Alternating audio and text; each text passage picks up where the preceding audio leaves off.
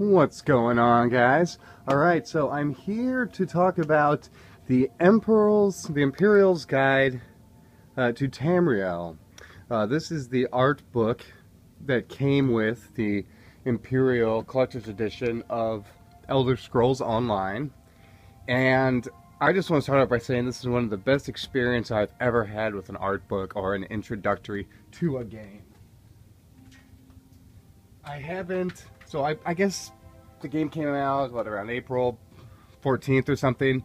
I haven't really played the game that much. I have a couple level 10s, and that's it. I've been playing Dark Souls and other things, and I just really, knowing the time it takes to get into an MMO, I've been wary, because I know that once I go to get in there, I'm going to be playing this non-stop. So I basically just finished this morning, and I'd like to talk about it. So first off, it's leather bound. It's got an edging similar to the ones you see in Elder Scrolls games, and it's got the insignia on the front. It's got a nice leaflet or bookmark there. So basically, I'm not gonna try to spoil too much of it or give away too much of the artwork, because it's just really nice to go through it yourself.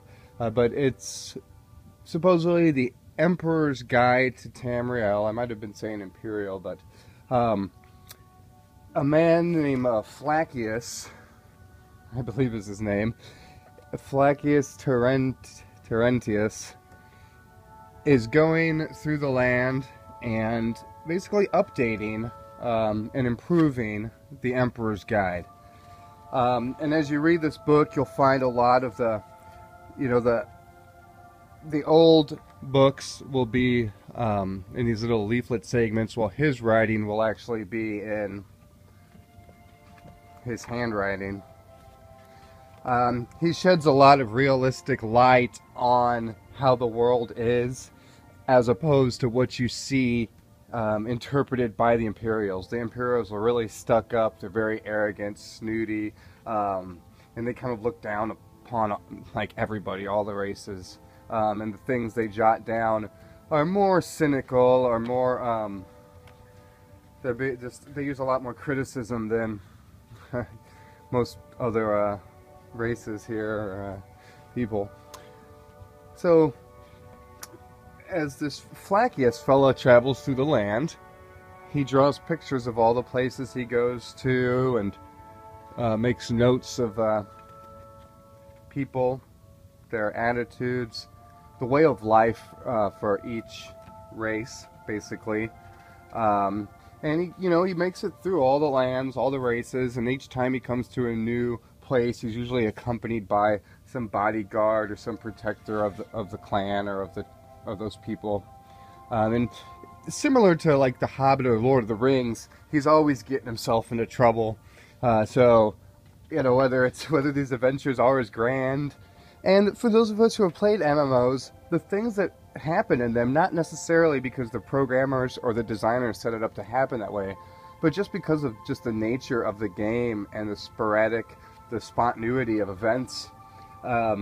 There is big adventure in these games. But as you read it, it's one thing after the next. And eventually, I don't want to spoil too much, but once you get near the end, it eventually leads up to where you start with your character in the actual game. So you kind of, after reading this, now I spent the last 6 or 7 weeks since I obtained this book.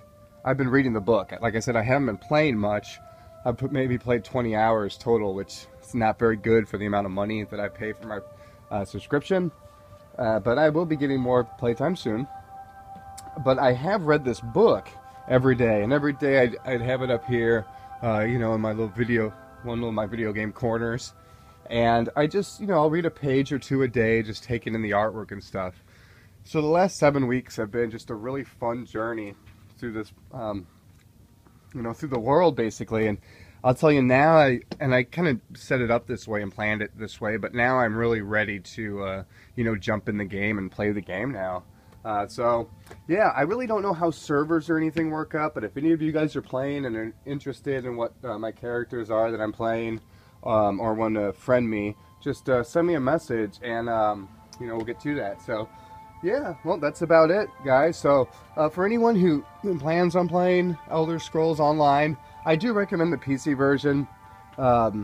You may still be able to, well, actually they're all sold out, I'm pretty sure, but in a few months, it was supposed to be this month or next month. I think June 6th, I believe, was the supposed release date for the Xbox One and the PS4. I don't know when that is now, if they pushed it back or if it's still the same date. But if you have the option, I would play it on PC. And I would really search out one of these Imperial editions. I had a second one, and I actually sold it to a friend for a little more than I paid for it. But I didn't, you know, gouge him like the prices are. They originally sold for $99, and I think you can probably pick one up for about $180 around, if they're, you know, depending on how many are left. But I would definitely recommend it, because that extra $100 or whatever, even if you pay $180, you're getting a mount right away just for 1 gold, instead of saving up 14 or, you know, 20,000. Instead of working for many hours to get the gold, you can just, you know, kind of pay it up front, and you get a few more other perks. But the best thing about, in my opinion, about having the Imperial Edition, the Collector's Guide, is this handbook.